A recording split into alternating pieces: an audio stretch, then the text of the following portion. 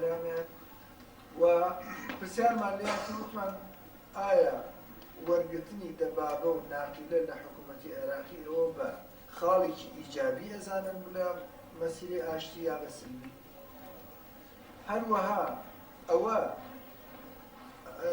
پەیوەندی پارتی و حکوومەتی عێراق پێشتر لە بژێر پەردەوە بوو هەستەکەوتە ڕووی ترۆتە دەبابە و شتی هاتوو.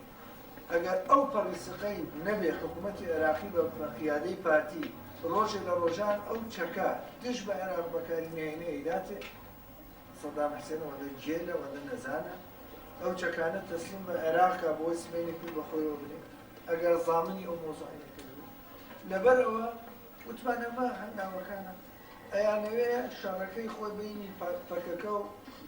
پارتی و پەکەکە بازرگانی پێ بکات لەگەڵ تورکیا چەکی قورس و ڕاجمە و شتی پێوەرگری خۆی پڕچەکە ناکۆکیەکەی نێوانی خۆی و ئێمە لەگەڵ عێراقا بازرگانی پێ بکات بۆی دەبابە و ناقیل و شتی پێوەرگرێت و سیادە و دەسەڵاتی خۆی بسەپێنی بەسەر هەموو کوردستانە. بەڵام ئێمە هەموو لایەنێک دڵنیاکەینەوە مەسەلێکی کوردی هەیە لە لای ئێمە لە گەرمیان ئەڵێ نازم لێرە شەیەیاندا ئەڵێ کەر بارە کرد لە چەک گورگ خوارد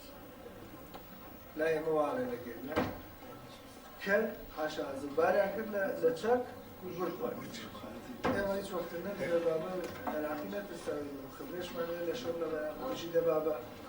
وەربەر چاوتانەوە بە هەزاران بوون لە تۆم دەرکانی خەژاڵ و لە تەپڵەسەری پێشمەرگی ئێمە تەقیبەتەوە نەیتوانیوە یەک ئەوە کار بکات لە معنویات بوو لە ئێمە